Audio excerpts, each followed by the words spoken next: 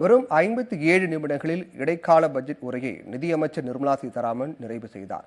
அவரது உரையில் இடம்பெற்ற முக்கிய அறிவிப்புகள் என்னென்ன என்பதை தற்போது பார்க்கலாம். நேரடி வரி, மறைமுக வரி என எந்த வரி விதிப்பு முறையிலும் மாற்றம் இல்லை.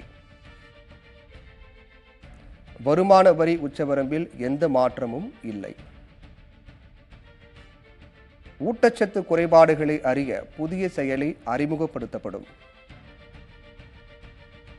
துறைமுகங்கள், தொழிற்சாலைகளை இணைக்கும் வகையில் 3 பிரதான ரயில் வழித்தடங்கள் உருவாக்கப்படும். வெவ்வேறு பெயர்களில் செயல்படும் மகப்பேறு திட்டங்களை ஒரே திட்டமாக ஒருங்கிணைக்கப்படும். 3 கோடி பெண்களே லட்சாதிபதிகளாக உருவாக்கப்படும்.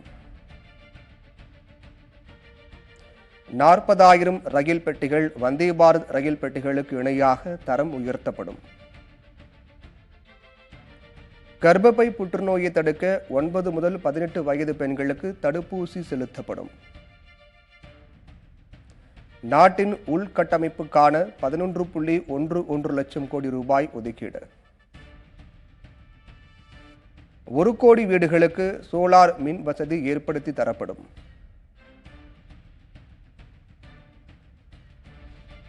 அடுத்த 5 ஆண்டுகளில் 2 கோடி வீடுகள் கட்டப்படும்.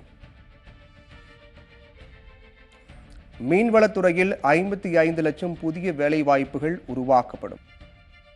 மொத்த உள்நாட்டு உற்பத்தியில் 3.4 விழுக்காடு நிதி பாதுகாப்பு துறைக்கு ஒதுக்கீடு. 50 ஆண்டு காலத்துக்கு மாநிலங்களுக்கு வட்டியில்லா கடன் நிதியாக வழங்க 77,000 கோடி.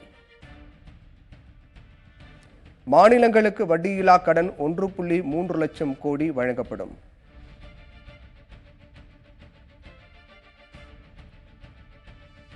விவசாயிகளுக்கு அதிக அளவில் உரம் விற்கப்படும். விவசாயிகள் வருமானத்தை உயர்த்தப்படும். விமான நிலையங்கள் எண்ணிக்கையை இரட்டிப்பாக்கி 149ஆக அதிகரிக்கப்படும். அறுவடைக்கு பின் விளை பொருட்களை பாதுகாக்க மதிப்பு கூட்டு பொருட்களை உருவாக்க சந்தைப்படுத்த திட்டம் வகுக்கப்படும். உள்நாட்டு சுற்றுலாவை மேம்படுத்த லட்சத்தீவில் சுற்றுலாவை மேம்படுத்த நடவடிக்கை எடுக்கப்படும். மக்கள் தொகை உயர்வால் ஏற்படும் பிரச்சனைகளை சமாளிக்க குழு அமைக்கப்படும்.